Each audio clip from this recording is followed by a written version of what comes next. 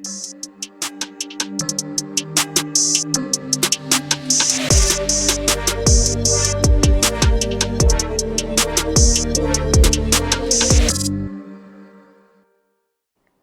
Every one, ഇന്ന് നമുക്ക് ഡിറ്റർമിനൻസിലെ ഒരു ക്വസ്റ്റ്യൻ നോക്കാം.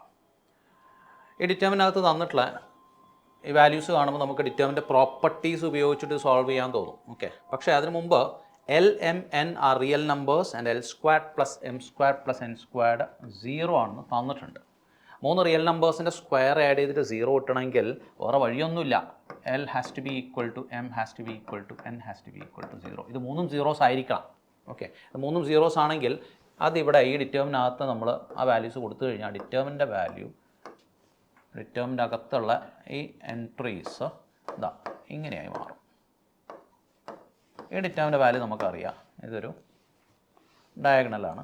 അപ്പോൾ അതിൻ്റെ 1 ആൻസർ 1 ആണ്. ഇത് എളുപ്പത്തിൽ നമുക്ക് കിട്ടി. ഓക്കെ, അപ്പോൾ ഇതിൻ്റെ അകത്ത് കയറിയിട്ട് അതിൻ്റെ പ്രോപ്പർട്ടീസ് ഉപയോഗിച്ച് സോൾവ് ചെയ്യുന്നതിന് മുമ്പ് അപ്പുറത്ത് തന്നിട്ടുള്ള L square plus M square plus N square equal to 0 നോക്കുകയാണെങ്കിൽ എളുപ്പത്തിൽ